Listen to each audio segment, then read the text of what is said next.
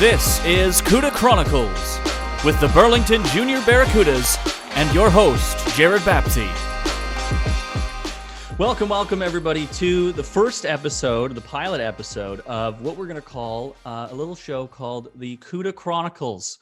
Episode 1, I'm your host, Jerred Bapty, and each week we're going to be joined by, or I'm going to be joined by varying players of the Burlington Jr Barracudas. We're going to have a panel to discuss various goings-on throughout the NHL, the NCAA, the PWHPA, other hockey news that's going on.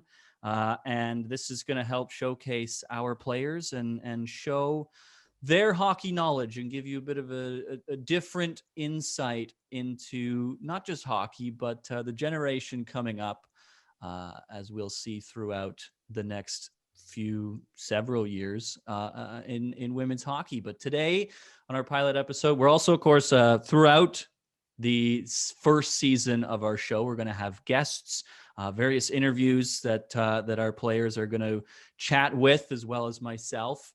And so we'll be announcing those as we acquire those guests as we carry on. But for today's episode, I'm joined by three Cudas. We have Avery Muhn, Morgan Eastwood, and Maddie Suitor for our pilot episode. What's probably going to happen is we might whittle it down to 2 players per episode, but it's going to be a rotating panel. So not everybody you're going to see every week will be returning regularly. So we're going to change people in and out as things go on to try and keep things interesting and keep you listening. But unfortunately, you're going to have to hear my bad takes every week. So you'll have to get used to those, unfortunately. But it is Happy Valentine's Day. This is all I have to do today. I don't know about the rest of you. But how are we all doing? Good, yeah. Doing well. Okay. And it's a jam-packed weekend, and it has been. We had Hockey Day in Canada yesterday, Valentine's Day today, and it's Family Day tomorrow. So we've got a holiday as well for our girls who are in school. And so any plans for the holidays?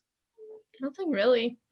No? Maybe a little backyard hockey game in our rink. Yeah. Well, that'd be good. I mean, we Yeah. had a massive dumping of snow, right? Yes.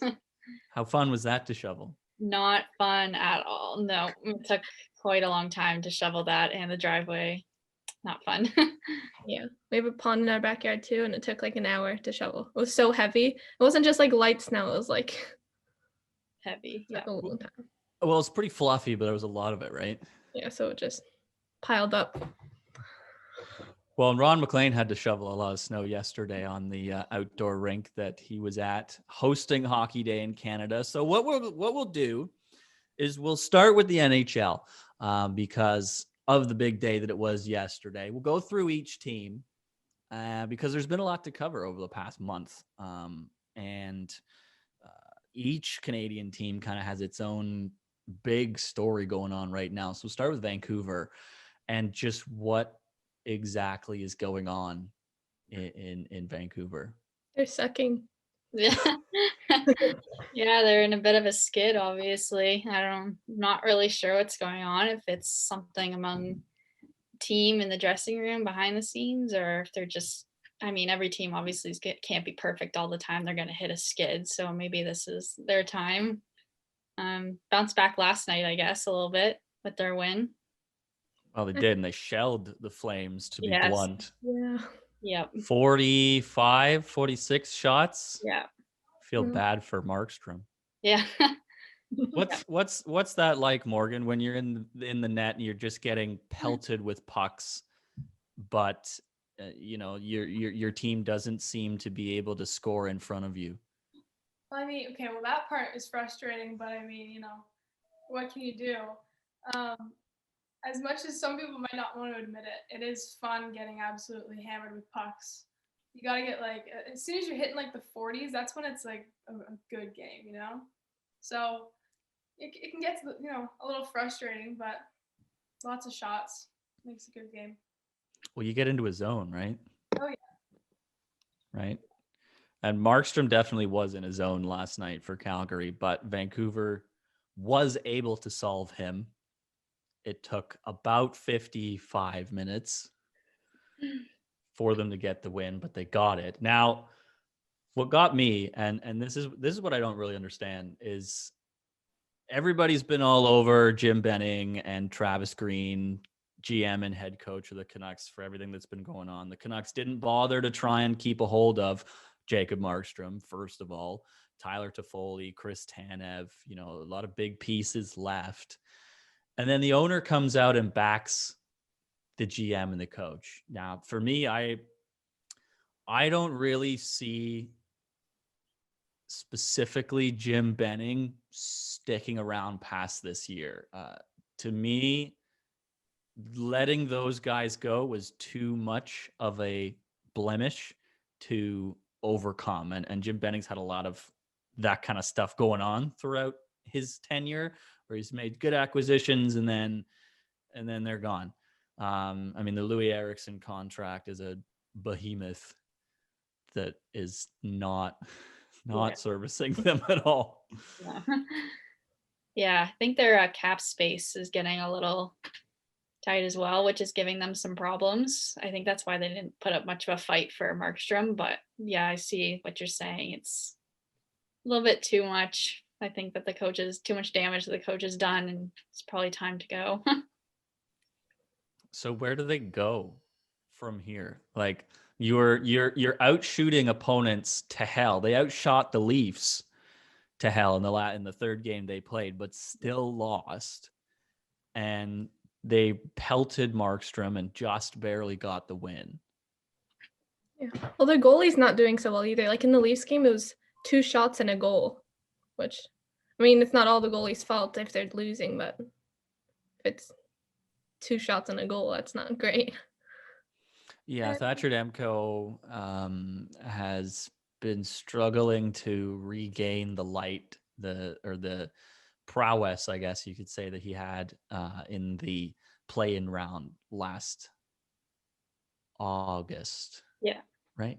Yeah. Yeah. So, yeah, it's strange to talk about, because I had picked in my other in my personal opinions, I had picked Vancouver as one of the 4 teams that was going to make the playoffs. Didn't they do really well last year? Well, they did, yeah. Well, and on paper, they should be, they should be doing well. They're a good team, but they've been underperforming, and it's kind of a question of where they're going to go next. They're like relying on their like younger players like Hughes and Pettersson like to do everything for them, but then the older guys are just like slacking out. But like the younger guys are inexperienced enough to like help take control and like get them out of the slump. So I'm not really sure. It has kind of been the Pettersson, Hughes, and then I'll throw Brock Besser in there too, because he's been scoring a lot. He's like 4th in the league in goal scoring, but the rest of it, yeah, is not great. And you can say the same thing about the Edmonton Oilers too. Their lack of depth, for me, I've had a couple of tweets already about just the like, okay, they beat the Habs 3-0. All right. The goal scorers were Jujhar Khaira, Ryan Nugent-Hopkins, and I think it was either Yamamoto or Draisaitl. I don't have it in front of me, but it's like, okay, so your top 6 is the only reason you're winning games. Oh, and 41-year-old Mike Smith decided to remember how to play goal. Yeah, I always thought that the Oilers, their biggest downfall is their lack of depth. Like, I mean, you said it, like their top 2 lines of like McDavid and Draisaitl, Nugent-Hopkins, like those guys you always see them on the point sheet, but after that, there's like a big drop off of like, the people who kind of carry their weight on the team, I guess. Their goalies, are struggle for sure. Koskinen and Mike Smith, yeah. Yeah, I'd say relative to the other teams in the league, they are struggling with their goaltending. They don't have a ton of depth there either, right? So, well, yeah, I mean, they had, I don't even remember his name. Guy played backup for Koskinen while Smith was out. What do you do, Morgan? I know I keep picking on you, but when we're talking about goaltending, so that's why I'm going to go to you. When you're on a team that doesn't have a whole lot of depth, and you yourself are struggling as well, despite like regular starts, and I'm specifically referencing Mikko Koskinen, of course. How do you kind of turn it around? Maybe not specifically on the ice, but in your head to go, I'm gonna turn this around. Yeah, I mean it's hard. In a way, you almost have to sort of put that pressure completely on yourself, and sort of see the situation that you're in and try and make the most of it and try and make the difference on the team. When your team isn't helping you out, it's obviously difficult and it puts a lot of pressure on you. But I know for me, whenever I'm in that position, it's almost more incentive, to push harder and try and make a difference. Well, and a lot of PW teams are tandem goalies, right? You kind of have a 1A and a 1B mostly throughout the PWHL, at least from what I've seen. And so is it almost more pressure because there's a girl behind you waiting to almost take your job? Yeah, for sure. I mean, you have to make sure that you're not getting pulled from games, obviously. I think that's a a pretty big objective when you go into a game. But yeah, I mean, obviously it's healthy competition, but there's always somebody sort of breathing down your neck and ready to go in. And so you have to make sure that you're performing and staying on top of things. So we'll put a pin in getting pulled, because that's going to be something that comes back later. But the Oilers, what got me was that, okay, here's something I'm going to throw at you. Ken Holland was picked as one of the assistant general managers for the Olympic team, for the men's Olympic team. And I sit there and I look at the Oilers roster and I go, okay, why? Because like what has Ken Holland done other than leave the Detroit Red Wings in absolute shambles and bring a bunch of old Red Wing players to Edmonton and then not keep a hold of them? Yeah, as a Red Wings fan, yeah, I'm kind of mad about that, leaving the Red Wings and very awkward, awful position that they're in right now. But they, yeah, I don't know. I don't understand that either. It just seems like bizarre. Like, he took a guy like Andreas Athanasiou from the Red Wings, and he was doing really well with the Red Wings, I thought, and then they just let him go. And now he's gone with the Kings. So I don't see it either. 9 games he played with Edmonton. Yeah. And then they went, oh, cap space. What's Yep. that? You don't know what that is. Right. I think we've complained about the Oilers enough. The Flames, they're a strange one this year, aren't they, Maddie? Yeah, I really think they are. I have this hockey pool that I'm doing, and you got to pick a game who you think's going to win. And I picked them last night to beat Vancouver because I thought they were on the high road, and then they just got knocked down like that. It's up and down. It's really strange. Well, in particular because they bolstered their team with former Canucks. Yeah. Good former Canucks. Yeah. And you finally get a goalie, and then you just let him get shelled.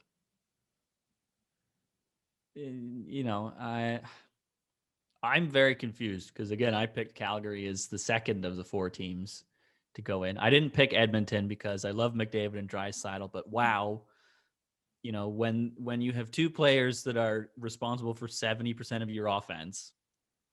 It's so hard. Like, you're just relying on the 2 of them to get all your points, but like they obviously get so many, but at the end of the day, it's like your whole team has to put out points and stuff if you want to make it. Exactly. You need scoring from your 3rd, 4th line now and then. And they don't rely on them at all, just McDavid and Draisaitl. I mean, they just put James Neal on waivers. Yeah. so that they could send him to the taxi squad, which is a whole other issue. I don't even know if you I don't know if we want to go into that. The whole waivers and taxi squad mumbo jumbo that's going on. Anyways, the Flames. Do we really think that Johnny Gaudreau and Sean Monahan are the same kind of like star caliber that's even just around the rest of the Canadian division?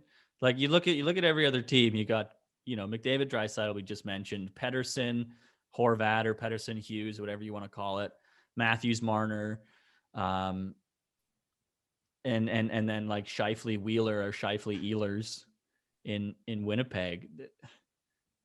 Are Monahan and Gaudreau the same kind of caliber? I don't know. I'm not a huge like Flames. Like I don't follow them a lot. Like out of all the other Canadian teams, probably the least I watch is them. So Yeah. Well, but how often do you hear them talked about, Avery? like never. Right. It's all Matthews, Marner, McDavid, all the stars. Which is like partially the media's fault, but also how much of that is them actually just not performing to the same level as them. Well, obviously, if they were performing to the same level, I think they'd be talked about like as much as the other guys. But if they're not doing it, then it's not really their fault for not talking about them. Right. Maddie, you wanted to jump in with something. Yeah. I mean, just from like following along with the league and stuff and like seeing their games, like I'll see a game where they both like had multi-points game, whatever. And then like sometimes I'll see games and they like barely even had shots on net. So I feel like they're very inconsistent compared to like a Draisaitl and McDavid duo where they pretty much get points every night. Maybe that's why they're not talked about as much. I feel like they're just not as consistent as like the other duos in the Canadian division. Well, and what does something like that feel? I mean, I would say that, Maddie, you're kind of looked at as a point getter on the Cudas, at least from an assist standpoint, for sure. So when your team is looking at you and you're not kind of maybe producing at a level that either the team expects or the media or you expect, even how do you get over that?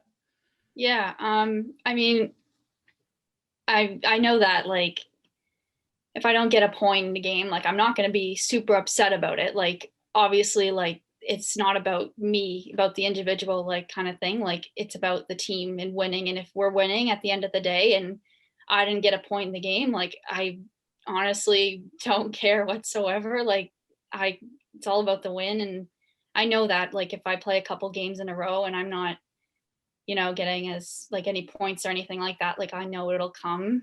And yeah, like as I said earlier, like you can't be perfect all the time. You're obviously going to have a little bump in the road, and just knowing that like it'll get better is like whatever. Well, and you say it's all about the win. It's been all about the win for the Jets. Yeah. Right? Like they have not, they had Patrick Laine for a hot minute and then shipped him out pretty fast, and they haven't even had Pierre-Luc Dubois yet, and they're 8-5-1 in 14 games, which is decent. It's a better point percentage than Edmonton, even though Edmonton has one more win. They played 2 more games.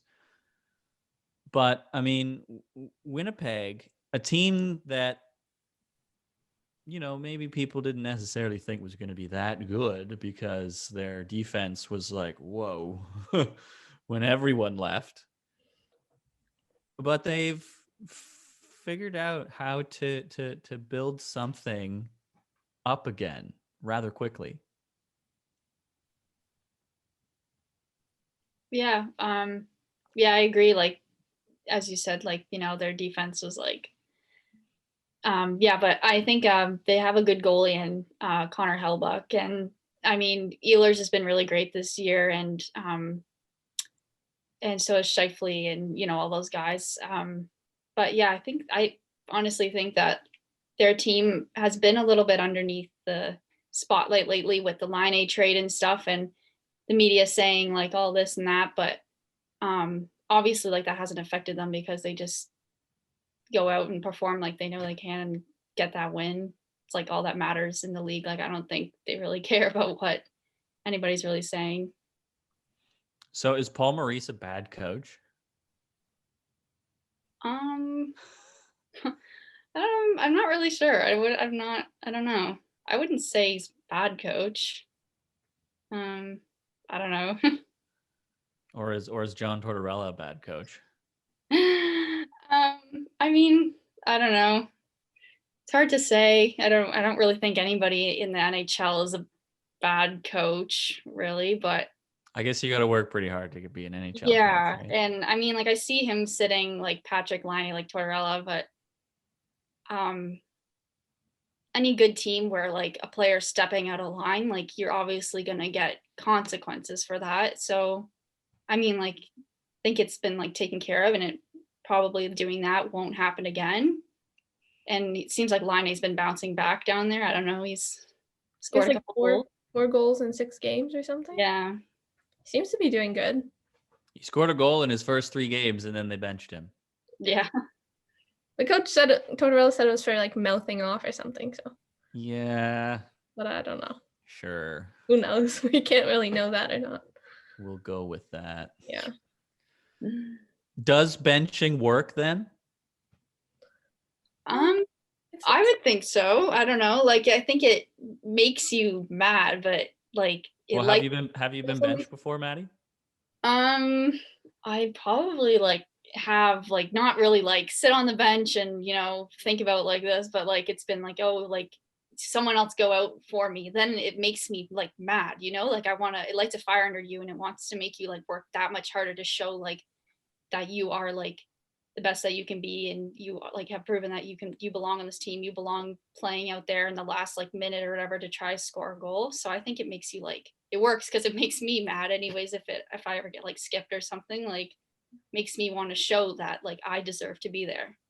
Like it's like, oh, like I screwed up, like I obviously did something really wrong, so I have to think like where, like I'm not just being benched for no reason. Like that'd be a really bad coach if you're just getting sad, but obviously you made some big mistake that cost the team, so I know there'll be consequences, but it does make me really angry too, and it's like you have to work that much harder to make them see that they shouldn't have benched you, basically. So And I guess the comparison would be getting pulled, right, Morgan?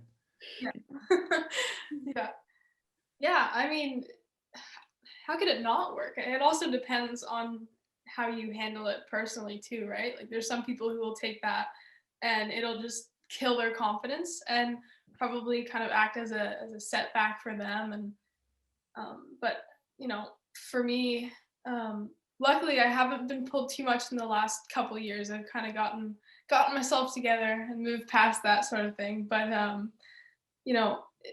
if whenever I've been pulled, it's like I know exactly what I need to do. I know why I was pulled, right? A coach is never going to just pull a goalie because whatever. They're going to give you a reason. If they don't give you a reason, then you should probably know why you're getting pulled. So it's just like Maddie said, it kind of lights a fire under you and shows you that you need to work that much harder to earn your time back. Well, we'll put a pin in that again, getting pulled for no reason, because that's going to come up later. Don't worry.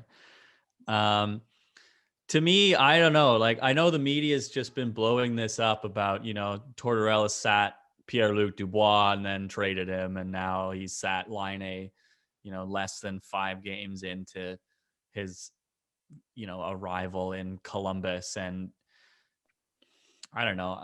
To me, it doesn't make sense. Like you're benching your newly acquired star player for confidence killer. For obviously you're getting into like for Laine, like he's new on the team and he's trying to get settled in, and if he makes a mistake, like obviously first time playing, he scored goals. Yeah. Like even like mouthing off, like I don't know about anything about that, if that's true or not, but like it's like how bad was it? Like what did he say? Yeah, it must have been like something really bad to bench him. Like star player. So Oh, obviously the third period. They benched him for the whole third period of a game that they might not have won if it weren't for the other part of that trade, Jack Roslovic. I think it's interesting too because it also depends on the team dynamic and whatever's going on behind the scenes. Like maybe that was a move to sort of set an example. Who knows? Well, and I heard this on another podcast that I listened to, is that John Tortorella teams are known as being really hardworking teams, but how long can you be known as a hardworking team that gets knocked out in the second round or earlier? Right? How long before you say, okay, we need to inject more skill into this team to complement the hardworking? yeah. Right. Like it can only get you so far. Like you're in the NHL, all the players are extremely skilled, and if your team isn't there, like the players on your team aren't there, then you can't win. Right. And But anyway, so the Jets are good. We'll come back to that.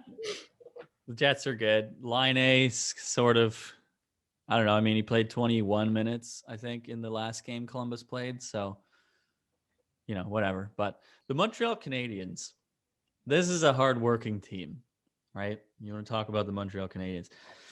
They're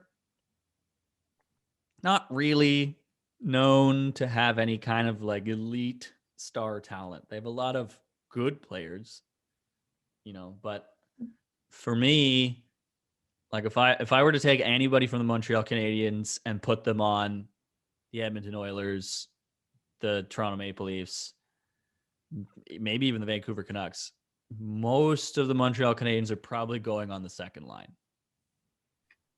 Yeah, I would agree with that, I guess. Yeah. They've been, Right. I mean, you can't really like pick out and be like, oh, like this is their star duo. Like I think like majority of their lines and their defense pairs and even to goaltending with like Carey Price and Jake Allen like has been fantastic for them. They've all been working super hard and they don't have to be stars to win, like be like big stars to win games. Like it's shown that like their hard work and their skill and the teamwork that they have like throughout the whole roster every night has just been working for them. I mean, you could probably put Jeff Petrie into that elite talent, though. Yeah, maybe him. And Toffoli's been good too for them. He's second in the league with goals right now at 10. Is it? Something like that. Yeah, he just got the 10th last night, right? Yeah. Josh Anderson's somebody I want to talk about, though, because for me, I think he's massively overperforming himself, right? He is 9 goals and 2 assists or something like that. Statistically, he's not this good. He's fine, but he's not this like, yeah. And this is kind of what happened with Max Domi. Montreal picked up Max Domi. He had an incredible first season and then just kind of. So I think the same thing's going to happen with Josh Anderson. I don't know if anybody has a differing opinion on that, but. I don't know. It's hard to say at this point. Like, obviously he's doing well, so you hope to see like him continue doing well, but you never know what happens. Just like Domi can just kind of sort of stop. Yeah. Speaking of somebody that stopped, the Ottawa Senators, they exist. They're a team. You don't really hear much about them. Well, I don't. They picked up Ryan Dzingel again. Yeah. Don't know why. Yeah. Because the only explanation for that would be they didn't want to afford paying Galchenyuk on waivers because Carolina just put Galchenyuk on waivers. To me, that's the only explanation. Because Cedric Paquette, I thought, was doing fine, sort of, in Ottawa. But Dzingel was not doing well in Carolina. So I don't know. I guess they're trying to figure out if Dzingel can rekindle the flame that he had in his first stint in Ottawa. You have to quarantine first before you can even play. You have 2 weeks without him. So like, I don't know if how much of is he a good goal scorer? Like, does he put up points or? So we'll make it. He did when he was in Ottawa last, but that was like 4 years ago. Because he was part of the trade that sent Duchesne to Columbus, right? Mm-hmm. So that's a little far gone now. He also costs more than Paquette and Galchenyuk combined. So I mean, I don't know. I don't know what's going on. We can talk about goaltending again if you want. Like, what's going on with Matt Murray? Is he done? Like, is Matt Murray toast, Morgan? I don't know. I don't know. Like, I mean. Well, because he won a couple of cups in Pittsburgh, and then now he's not. Yeah. I mean, he's got time. We'll see. You know. He is only 26, but to see him already kind of trending down, right? It's a little scary, I think, for Ottawa. What is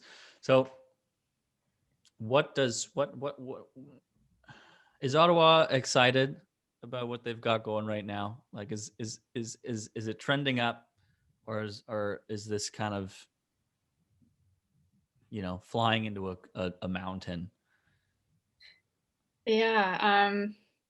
I mean, I don't know. It's hard to say because they got some young talent with Stützle and Tkachuk, and I mean, I think they don't really have a great like leader on the team, like who's been through like, who's seen it like all throughout the league. So I think that's kind of hard to like find somebody to lead this team. But I mean, back to like Matt Murray there, like he's only 26 and I don't think like he's done. Like it's hard to be on a team like Ottawa right now where they're struggling and trying to rebuild. But like, as we saw with Marc-Andre Fleury in Pittsburgh when they didn't protect him and he goes to the Golden Knights and he found his rhythm again. So, I mean, there's hope for Matt Murray, I think, where he'll get that back. But, I mean, it's hard because, like, back to Detroit, like, I know a little bit more about Detroit because I'm a fan of Detroit, but they're in a rebuild stage as well. I think that's kind of what Ottawa's going through. So, I mean,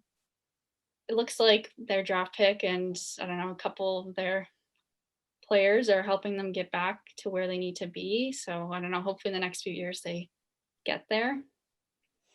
Maddie, you're exposing yourself with your Wings fandom here. I know. My parents both like the Wings because they're from near Windsor. So they always grew up being Wings fans. So we grew up Wings fans and we watched them win the cup in 2008 and make it back to the finals in 2009. So these past few years have been pretty hard seeing them like this. Yeah. I have some friends in Windsor who are Wings fans and they love to chirp the Leafs. And I'm like, imagine insulting good hockey. Yeah. As a Wings fan. Ooh. Yeah. But then you always come back with like, at least we won a cup pretty recently. Yeah, it was with Mike Babcock in 2008. Yeah. Okay. Yeah. They missed their old guys like Datsuk and Zetterberg. Hurt them when they both left. Ken Holland basically like fell into that team. Yeah. Also. Anyways, speaking of the Leafs, we can wrap up our NHL discussion with them. I'm going to throw something at you that probably none of you care about, but their expected goals for is surprisingly average, despite the fact that they are killing it in the Canadian division, or the Scotia North division, as it's supposed to be called. What is the level of competition actually good enough to test the Leafs in the North division? Honestly, I don't think so. Like, I think like if like someone against like Vancouver or Calgary, like I don't think that's good enough competition. Like then you put them against, I'd want to see them against like a US team to see how different it would be, to see what how they're actually doing this year. But because they're just playing the same teams over and over again, so eventually it gets, I don't know, you know each other too well, so it's, I don't know. Well, and Tampa and Boston are destroying their divisions as well, right? Boston is first in the what is it, East? I would say the Atlantic. I have my own names for these divisions because I don't care. The Atlantic Division is where Boston is, but then Tampa is in the Central Division somehow, even though they, hang out on the Atlantic Ocean. They're in the Central Division because the Central Division like curves this way. But they're both kicking the other division up and down the ice, and it's almost like those divisions, the way they're split up, they're very top heavy divisions, and then there's other teams that are really bad, right? Yeah. To me, I don't know. I think the Leafs are still good enough. I think that based on the defensive strengths that they have started to implement. I mean, Justin Hall's been a revelation, and truly Justin Hall is a guy that has not had the look that he deserved. Right. I mean, that's, partly Mike Babcock's fault because he looked at him and went, yeah, I don't think so. So I think they're finding their footing, and it's, I don't know, starting to work.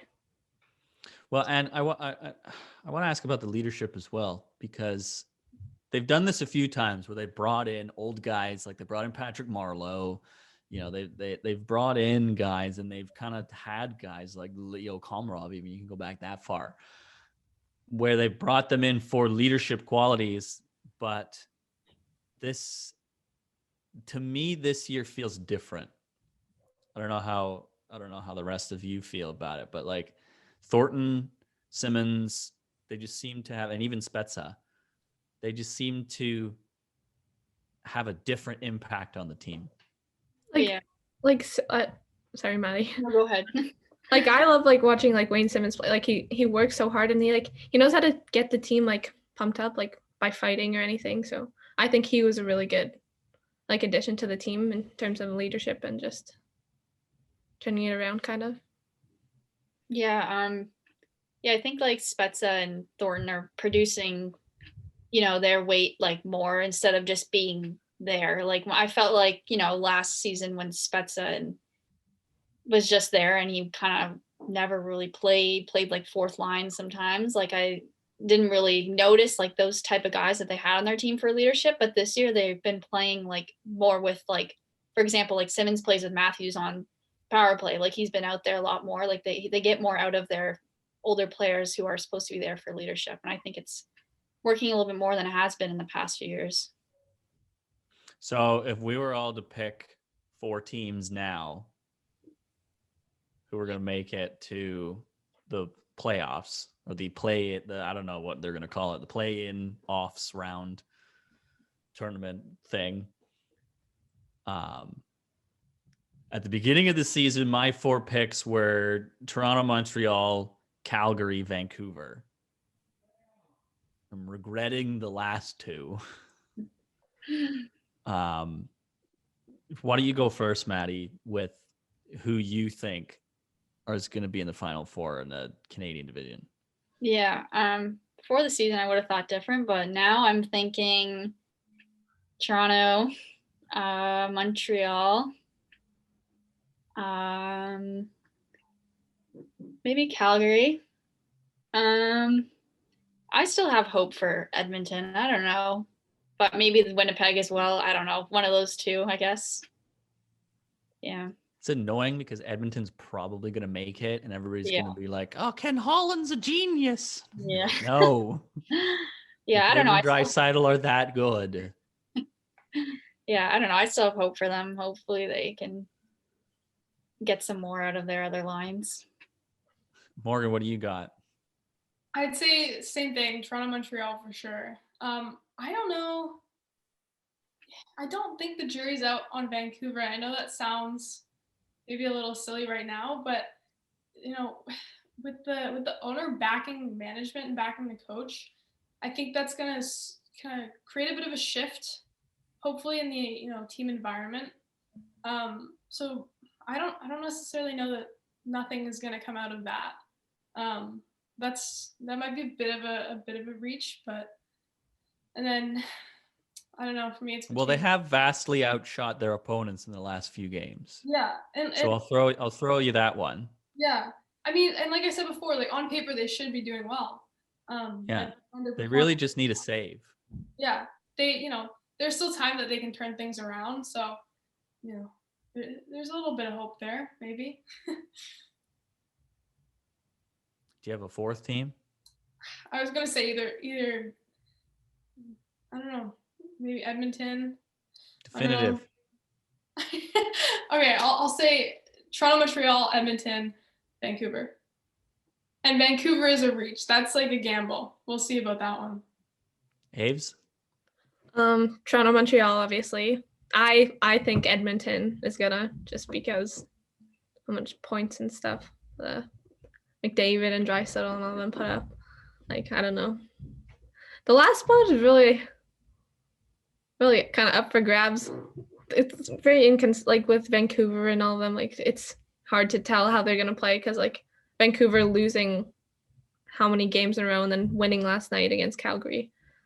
So I don't really. Ottawa is just kind of there. No, don't even mention Ottawa. Yeah, I don't think Ottawa. They would tell you not to mention them.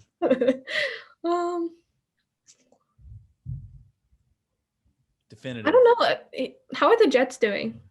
They're fourth right now. Yeah. Okay. And they're gonna get Pierre-Luc Dubois as early as tomorrow. Okay. Yeah, I'd say Jets. So Toronto, Montreal, Edmonton, and Winnipeg are my four. I mean, that's probably what I'm going to go with as well. Toronto, Montreal, Edmonton, Winnipeg. I don't like it because I would rather have Vancouver or Calgary in there so that like people understand that Edmonton is not good enough. You cannot have the performance that you had last year get knocked out by the 23rd place Chicago Blackhawks in the play-in round and then go, oh yeah, we're going to bring the same goalies back. What, dude? Like you can't do that. So I don't want Edmonton in. So I'm going with that. Hard to bet against Connor McDavid and Leon Draisaitl, but don't want to say them, but I'm going to do it. Screw it. Vancouver's going to get in instead of Edmonton. Because I mean the rate that Vancouver is shooting, all they need to do is just get some more high danger chances. They need to get the chances into the slot instead of just taking all this perimeter garbage. Anyways, the NCAA is rolling. Some of it is anyway. And we've got a couple of grads in there. Our two Tias who played with us last year, Tia Chan and Tia Gluby. And we've got, this is where the pulling, we're going to grab that pin on pulling goaltenders because let's start with that. So Tia Gluby played yesterday for Aurora and had 2 goals scored in 5 shots in 7 minutes and was pulled.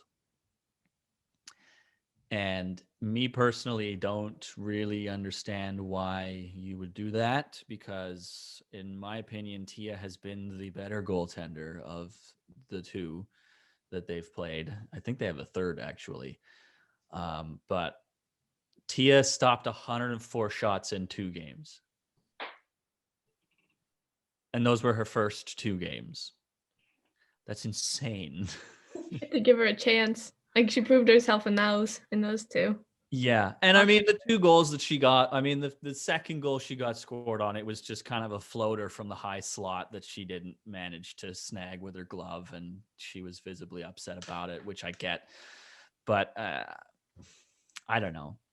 And this is where the pulling comes in. And, there's elements to me where, yes, you want to pull your goalie to, you know, maybe start a fire under your team, but are you being unfair to your goalie in that sense because they've only played 7 minutes and they've had a, you know, a bit of a slow time to settle in, and so are you pulling them prematurely, or like, you know, so to me there's two sides to that coin. Yeah, I mean, it's almost a bit of a touchy subject because there's just so many different variables that come into play, you know, depending on the game and the situation and what the coach is feeling. It's hard to say without having seen the game, without having seen the goals. It's kind of hard to take a stand on that, you know. Well, I'll maybe I'll help you with that. The team they played, Adrian College, is significantly better than Aurora, the Spartans, and the Adrian had just crushed them 8-2 on Friday. Mhm. So you're probably not going to win this game, which they didn't. You're looking at, I mean, I don't know, other than saving Tia's stats, which are still very good. I mean, she's holding I think it was a .915 save percentage. Mm-hmm. You know, her goals against average is inflated, but that's because this Aurora team is pretty new. There's a bunch of freshmen on the team, right? So they're just getting their legs in the NCAA, and so is Tia. But to me, it just doesn't make sense at all. I think for me, it raises two questions. It's one, you know, what is pulling your goalie realistically going to do for the game? Is it really going to make a big enough difference and turn the game around? And then two, if you do decide to pull the goalie, what's that going to do to their confidence, right? You have a goalie like Tia, and she's performing well under pressure. She's facing a ton of shots. And, you know, she's a freshman. She's doing great.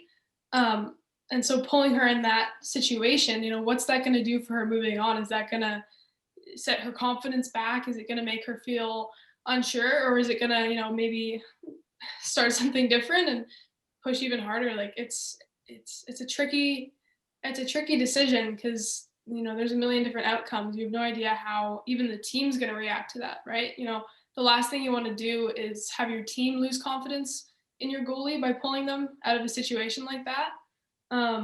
So just personally, like looking at that situation, you know, you have to weigh, is the consequences of pulling this goalie on, you know, the team, the goalie themselves, is it gonna, you know, outweigh the pros of, you know, what you're accomplishing by pulling the goalie out of that game?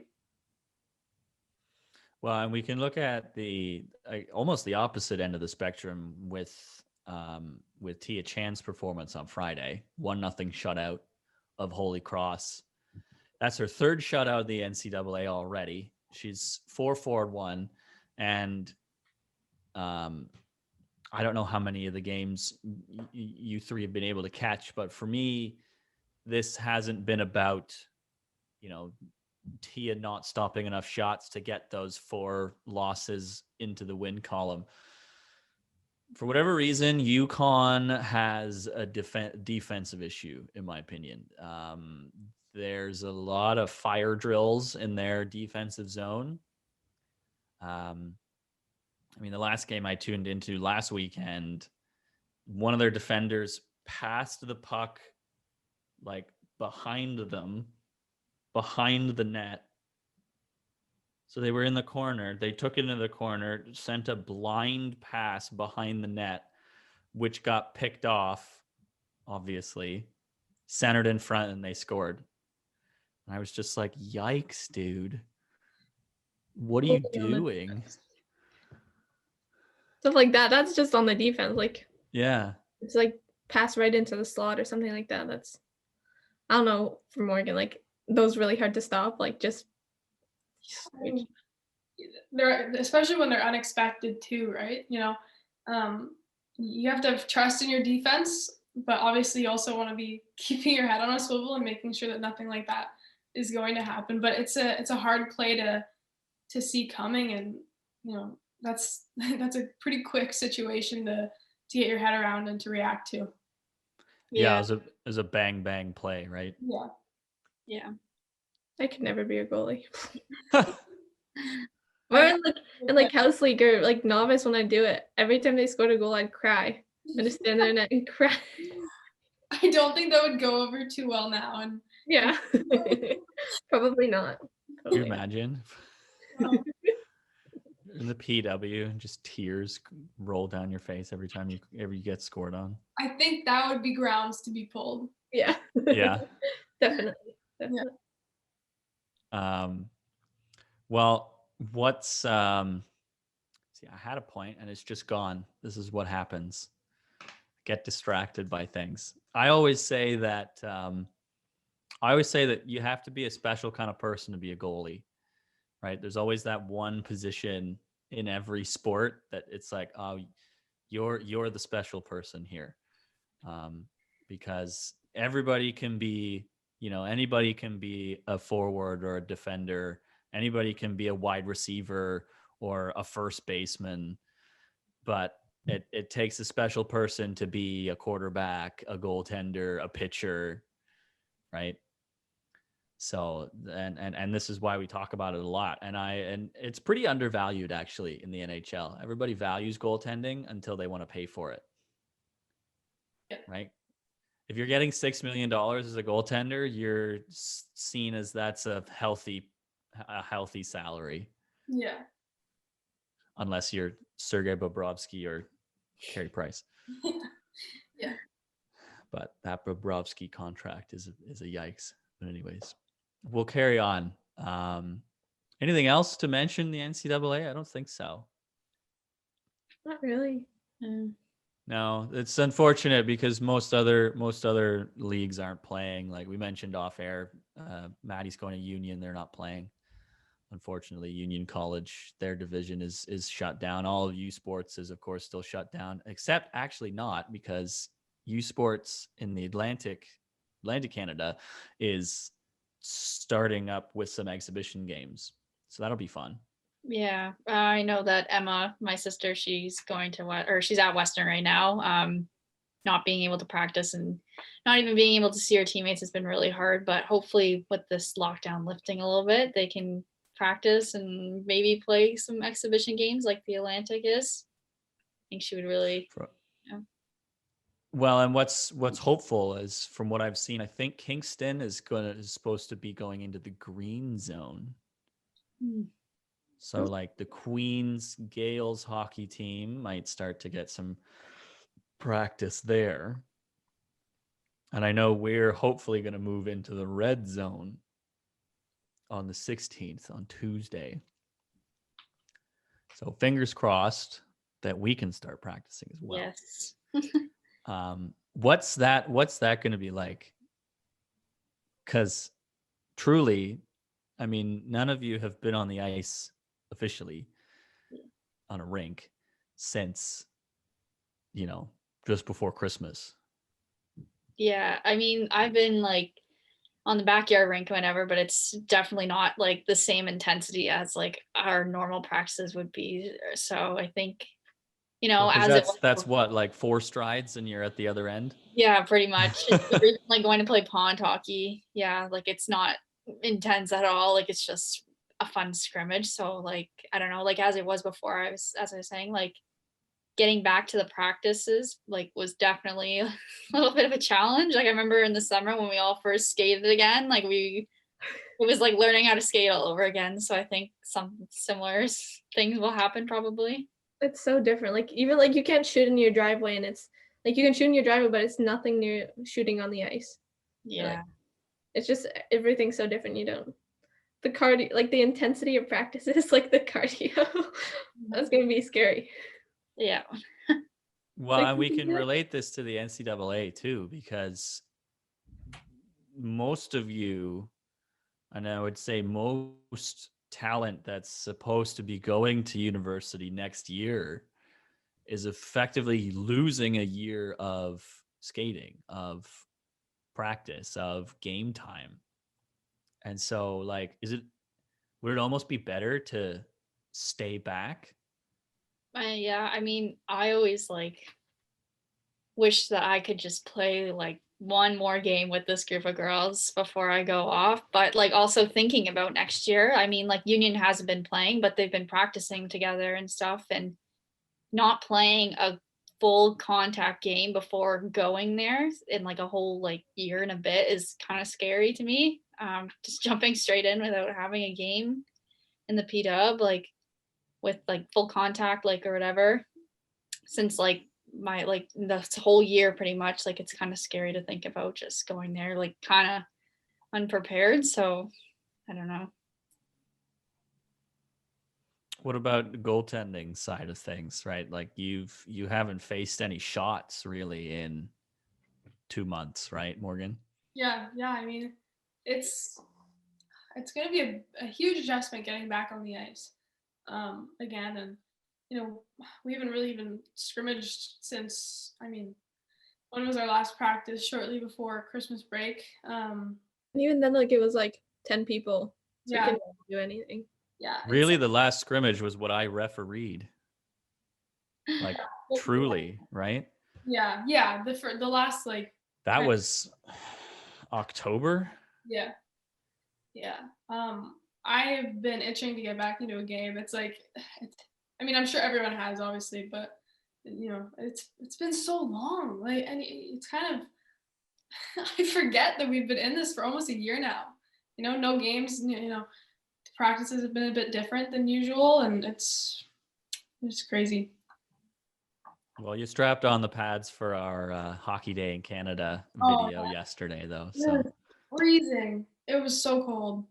Yeah. Yeah, I went out at like, gosh, must have been like 10 or 11, and got out there, and it was just, the wind was just blistering. It was horrible. I wasn't out there for very long. No, same. I tried to. I wandered down to the Hamilton waterfront to try and see if I could get out there, and I was just, it was probably gusting like 30 knots. Yeah. My face hurt very fast, so I was like, nope. I'm just gonna get back in my car and stay warm. Yeah. Not fun. We do have to touch on a couple of positive things, and then we'll wrap up the show with what we think the 2022 Hockey Canada women's Olympic roster might look like.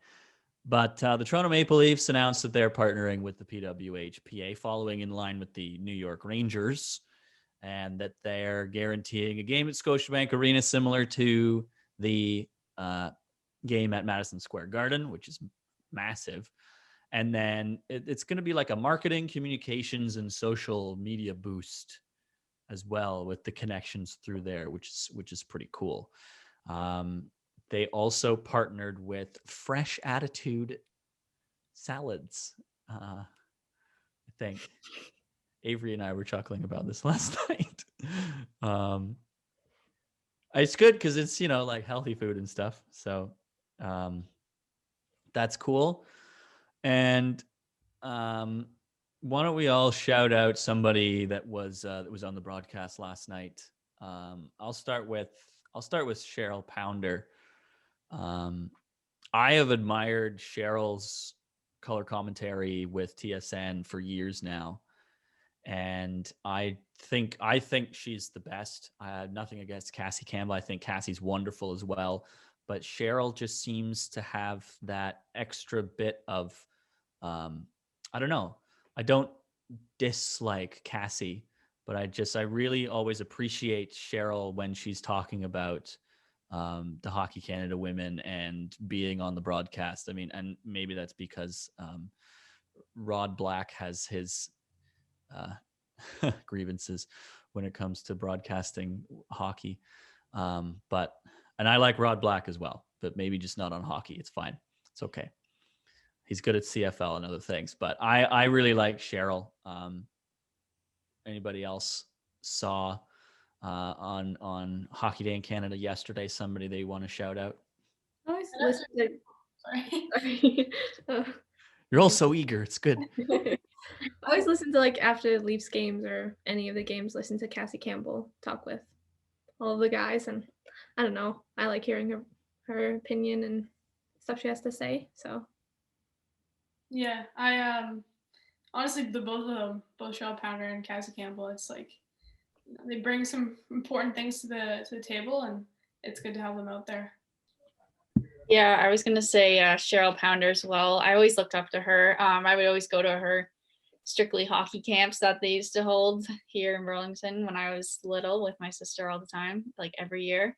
But I like to watch just like seeing any like women like out there. Like it's inspiring to all like the little girls who someday want to like do things like that. So I mean, like Cassie Campbell and Cheryl Pounder, as you guys said, and I also like to watch Jennifer Botterill. I'm not sure if you guys know who that is, but I also watched Battle of the Blades with my mom, and watching her on there was also Yeah, fun. you did.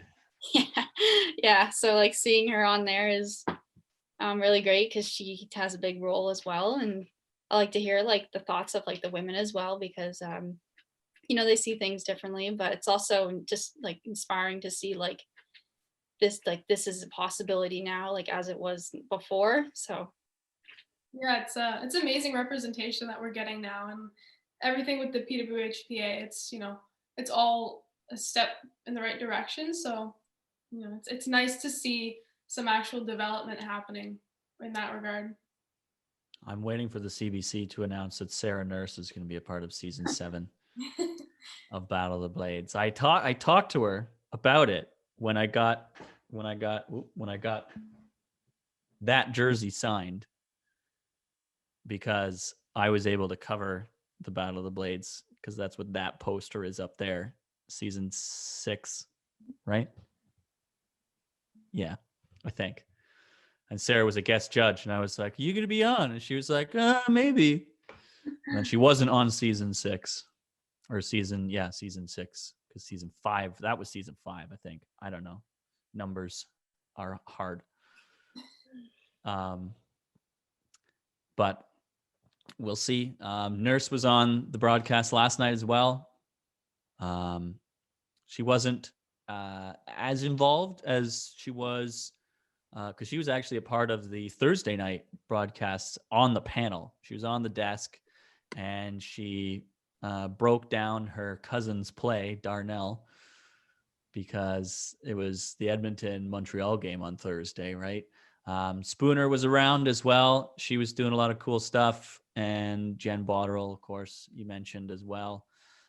Everybody, we had all kinds of folks on Sportsnet yesterday for Hockey Day in Canada, which is awesome. And we also just have to recognize the Lameroo Twins because they retired this week. 3-time Olympians, 2-time silver medalists and gold Pyeongchang, of course, and like 6 or 7-time world champions for Team USA. Their careers have been stellar. And Jocelyn, I mean, both of them had kids, and Jocelyn came right back, and Monique joined up a little later as well. They were both having another kid, I think, like due in a few weeks. I was reading like they want to retire, like to focus on because they've given so much to hockey, so much of their lives to hockey, so they want to, I don't know, focus on their personal lives more, which makes sense. Yeah, and they've done fantastic things for hockey in the United States. Team USA, stellar talent and stellar people. So best wishes to all them in their retirement. And speaking of Hockey Canada and the Olympics and Team USA, we have seen some early predictions of what the 2022 women's hockey team for Canada might look like. And I know I keep starting everything with my opinion, but I think personally, I'm wary as to where some players are placed on this TSN projection board. I'm very impressed with Anne-Renee Desbiens as being the starting netminder. I think she has really pushed because she's always kind of been there, but they've always kind of left her on the bench because they've always had, Genevieve Lacasse and Shannon Zabados. And further back, you can go Kim St. Pierre as well. But Zabados is not on this projected lineup. Lacasse is, but they're saying that Anne-Renee Desbiens is going to be the starter. Yeah, I'm really happy to see that. I was pretty excited to see that she's sort of predicted as a starter. I think she's been talent that's kind of been sitting, waiting for a while to get that, kind of main role on the team. And I'm super excited to see her up there. I think she's got a ton to bring, and it'll be interesting to see how that all plays out. Well, and she performed very well at the rivalry series. She had a stellar career in the NCAA, which got her a Patty Casimir trophy win, right? Best player in the NCAA. So, she's going to be good. Emirates Mashmeyer has that prowess as well to her, I think, as far as goaltending. I think there's a lot of good goaltending coming up in Team Canada. Of course, I'm going to be biased and say that Tia Chan should be considered as well, but that's just me.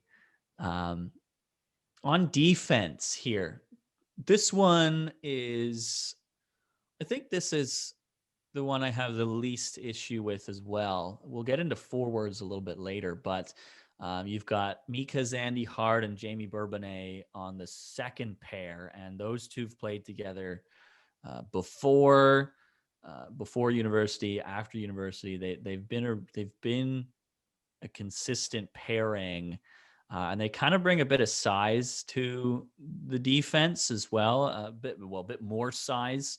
Because Bridget Laquette and Jocelyn LaRocker are, a little bit smaller. Claire Thompson, a newer girl as well, a little bit smaller. Erin Ambrose, kind of smaller, but Zandy Hart and Bourbonnais have a lot of height to them, and that kind of helps. Lauriane Rougeau as well brings a bit of a bit more toughness to the third pair. But Avery, I'd be interested as a defender yourself, what you think of Canada's defense. Well, I think I've been on the ice with Jocelyn LaRock and Renata Fast, so they're obviously very talented. So I think that's good.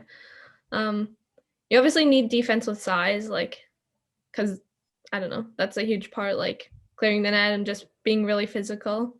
Obviously I'm very small compared to the defense on our team, but I don't know, there's a lot of variety, so it balances out. So I think they have a similar thing too, which is good. What's your strategy to move a player like Tiana out of the way? Along the boards, you just have to go for their hands, rub them out, pin their hands, and it works on players of any size. So that's typically what I do. And, have to find different ways when you're smaller, especially this year playing against girls way older than me. Well, yeah, and I mean that's kind of going to be the same thing for Zandy Hart and Bourbonnais, and even Claire Thompson if she gets into the lineup. Claire Thompson is the youngest, I believe, or is it Sarah Fillier who's the youngest? They said just 21, but I'm like, it's not that young in hockey terms. But anything else to add before we move on to the forwards from anyone? No. Okay, forwards then. This as well, I get what they're doing with having Lauren Gable, Sarah Fillier, and Victoria Bach on the second line. Lauren, you want scoring prowess on the second line, and that's what Lauren Gable and Victoria Bach are going to bring: speed, skill, and wicked shots from both of them. But for me, I think it might be a little premature to put Sarah Fillier that high in the lineup when she hasn't really got into the Hockey Canada lineup that much. Now, they're obviously basing this on how they performed in the bubble, and Fillier obviously performed very well in the bubble. I would just be wary of putting her that high in the lineup just yet. Bumping Brianne Jenner to the third line Brianne Jenner, I think, is just too skilled to be a third line player on any team. And she's a brilliant playmaker and has her own shot as well. And for me, if you're dishing to Lauren Gable and Victoria Bach, I think a line of Gable, Jenner, Bach would be lethal, personally. Yeah, I agree. Like Victoria, did I cut out there for? Like, did I leave? No. Oh, it said that I left the thing, and anyways. Oh yeah, you've moved on the Zoom tower that I have. But Well, no, you're back. You're good. Okay. I think it's good to see like the younger players getting like put up there, because obviously like the game's developing and everyone's like getting more skilled, and you see that like as the years go on. But it's nice to see that they're getting like their chance to earn their way, and they're obviously very talented. So I don't know. I think it'll be good. Well, and it is nice to see that they're getting opportunities. I mean, Daryl Watts is, I guess, is the fifth center that they've got on the team, and it is a saturation of talent. I mean, they have Rebecca Johnston and Laura Stacey as extras as well on this team, because the fourth line of Saulnier, Blair Turnbull, and Emily Clark is a pretty bang and crash kind of fourth line, which is what you want.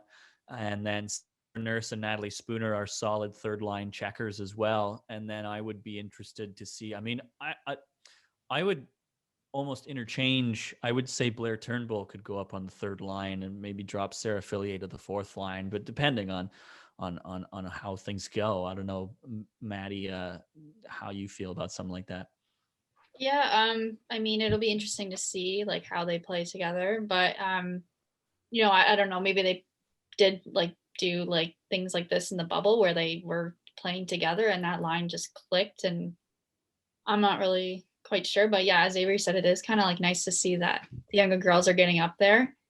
You know, I've always been inspired by Lauren Gable because you know, she was never like seen by Team Canada like when she was probably like younger, like in the PWHL and stuff, and she was never really seen until she was done her time at Clarkson. So it's inspiring to see like, you know, maybe like you haven't been looked at right now, but there's still always like a chance.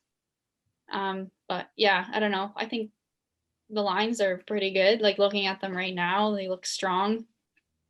I think that, you know, any little changes I think that you make in the lineup, like it's still going to be strong starting five lines. Well, and what's interesting too is that they've left some of the older players that they were trying to bring back into the rivalry series, like Megan Augusta, Megan Mickelson, some of those older names. They've left them off this roster, and I wonder if that's a mistake, because you're leaving off some of the leadership that this Team Canada has seen for a long time. And yes, you've got Marie-Philippe Poulin, of course, who's going to be the captain. I mean, she is Captain Canada now. That's undisputable. But even to leave Rebecca Johnston off the starting roster, yeah, she's going to be there. But if you've got her as the fifth left winger, I think that's another leadership piece that is missing, because Rebecca Johnston is a three-time Olympian herself. And to have her not make the team anymore, you've got, and then Megan Augusta's not even, you know, being considered, apparently, at least from TSN's projection, and same thing with Megan Mickelson. That's a concern for me, is where the leadership is going to come from. So I don't know, where do we think the leadership would come from then in this case? I mean, I see this kind of as like a little bit of, not saying that the skills the same as like Ottawa Senators, but like this makeup of the team of like having like younger players and not really having anyone who's gonna lead it. But I don't know, like as you said, like obviously Marie-Philippe Poulin is gonna be captain, and I mean, people like Renata Fast, who has been around this like the national team for a while could have some leadership qualities to bring to the table. I'm sure she does. Like, she's come out to our practices and stuff, and she's a great leader out there. Natalie Spooner's been around a lot. Not really sure. Yeah, I don't know. It's hard to say, like, with the young girls like coming up and being in the top lines, it could be hard to find leadership there, but I don't know. I mean, I'm probably looking at Jocelyn LaRocque and Natalie Spooner, maybe Brianne Jenner as well with the A's. My thing is going to be penalties, and there's a couple of players on this team are they kind of tend to take a lot of penalties. One of them is Renata Fast. Unfortunately, she was fairly heavily penalized in the rivalry series, and it seems to be a theme where she's penalized for being. It's almost like she gets penalized for being too aggressive sometimes, which is, I don't know. I think officiating needs to be a little bit more lenient sometimes, but that to me is always going to be a key factor for Canada, is that they need to stay out of the box, because Team USA seems to be better at staying out of the box, especially more recently than Team Canada has. So if they can keep, if Renata can keep herself out of the box and other players can make sure to reel it in, I think this team has potential to go far. What do we think? Yeah, I mean, the USA is known to sort of capitalize on those opportunities, and yeah, I agree that the penalties are going to be something to watch for. Their USA is used to jumping all over them, which we've seen in the past, and so that's definitely an area that Canada needs to take a look at. Well, like I said, we'll be keeping an eye on this for sure, because we've got at least a year until probably they announce it. Maybe, at least a year, because it's 2021. So it'll be at least a year until that gets announced. But this kind of brings us to the end of the show, I think. Like we've said before, this will also include guests in the coming weeks that we'll be promoting throughout the week when we start to bring those in. And we'll see whether our inaugural panel, how many of them will be back next week, but they'll all be back at some point, absolutely, to continue to demonstrate their hockey knowledge to us. Any bold predictions for, I don't know, NCAA teams that or NCAA winners, Stanley Cup winners, anything like that, Olympic gold medals? Is Canada going to take the gold medal back or not? What do we got? Throw it out there. Be bold. NHL, I have no idea. I haven't followed the US teams as much, just the Canada ones, so couldn't tell you about them really. Yeah, I don't know. It's kind of early. I don't know. I'm not ready to take a leap of faith on any team right now. Everybody's so cautious. I would have to say maybe for the NCAA, maybe if, I don't know what kind of championship they're having, if they've really decided, but maybe a team like Minnesota, Wisconsin, Ohio State even. It's really, those three teams are very strong. Yeah, for the Stanley Cup, I would like to say a team from Canada, but realistically, probably not. I don't know, maybe the Bruins will break through, or Tampa Bay will go back to back, or maybe if the Golden Knights can keep it up, maybe they'll get their first one. I don't know. And yeah, I hope Canada brings the gold back, because we need it. Yeah, I mean, most of this team is silver medalists only. Yeah. When you look at it. Who do you think, Jerred? Basically, what's that? Who do you think for like NHL? Well, I always like Colorado. Colorado's been doing really well. Vegas has been trending very, very well. Boston, unfortunately, has been doing well, but that always blows my mind because Boston I've always seen is very top heavy, and yet they somehow find scoring somewhere. But I don't know. I think the Final Four is going to be probably Toronto, Boston, Tampa, and then you can take your pick from Colorado, Vegas. You could go Vegas, I guess. And then I don't know. The United States is so good. It's hard to bet against the Americans right now. Canada really has to almost force them to make more mistakes than anything, as far as the Olympics go. But it all remains to be seen, as all of you have stated. And it's going to be fun, and I hope this is fun as well. So we'll be back every Sunday. Sundays, this will get posted Sunday afternoons. You can chill with the Cudas on Cuda Chronicles, and we also have episode 5 of Rise of the Cuda coming out on Wednesday. The time is yet to be determined. However, that will be released soon. But yes, Wednesday, Tuesday, we've got some content coming out as well, because a year ago, Tuesday was Senior Day. So we'll be remembering that and celebrating our seniors in our own special way. That'll be something. We're not quite sure yet, but we're trying to do something. Hopefully when the pandemic opens up a bit again, we can do something special for our seniors this year. But thank you for tuning in. We'll see you again next week. From Morgan, Maddie, Avery, and myself, Jerred, this has been Cuda Chronicles.